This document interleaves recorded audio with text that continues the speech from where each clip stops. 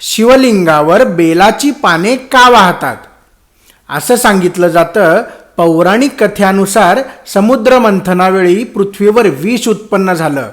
ह्या विषामुळे पृथ्वीवरील जीवजंतूंचा मृत्यू होऊ लागला. त्यामुळे पृथ्वीवर मोठे संकट निर्माण झाले. त्याच वेळेस शिवशंकरांनी समुद्र मंथनातून निघालेले हे विष प्राशन केलं. त्यामुळे शिवशंकरांचा कंठ निळा झाला आणि म्हणूनच शिवशंकरांना नीळकंठ असे म्हणून ओळखले जाऊ लागले. पण ह्या विषाच्या प्रभावामुळे शिवशंकरांचे डोके आणि शरीर अत्यंत गरम झाले. त्यांची ही अवस्था पाहून सर्व देवी देवता त्यांच्या मदतीस धावून आले.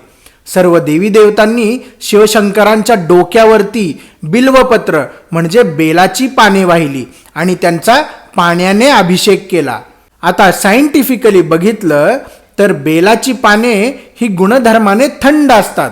तसेच ती शरीरातील पाण्याची पातळी मेंटेन ठेवायचं काम करतात आणि रक्त शुद्ध करण्याचं काम सुद्धा बेलाची पाने करतात. आणि म्हणूनच शिवलिंगावरती बेलाची पाने वाहतात आणि पाण्याचा अभिषेक करतात. हे झालं त्याच्या मागचं वैज्ञानिक कारण. समजलं? हर हर महादेव. ओम नमः शिवाय.